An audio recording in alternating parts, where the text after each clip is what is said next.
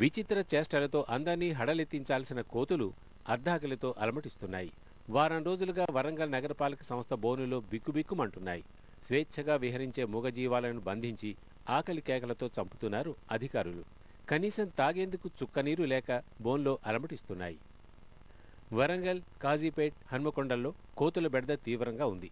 ఈ సమస్యను తీర్చాలని కార్పొరేషన్కు ప్రజల నుంచి విజ్ఞాపనలు అందాయి. గుత్తేదారు సాయంతో వాటి ఆట కట్టించిన సదరు వ్యక్తి చేతికి డబ్బు అందాక వాటి సంరక్షణ గాలి కొదిలేశాడు. అడవిలో వదిలిపెట్టకుండా ఇలా మండుటెండలో కడుపు మాడుస్తున్నాడు. కనుగుడ్లు తేలేసి నకనకలాడుతున్నా ఏ అధికారికి కనిపించడం లేదు. ఇనుప ఊచలను నాకుతూ తోటి వానరాలపై దాడి చేస్తూ ఆకలి తీర్చుకుంటున్నాయి.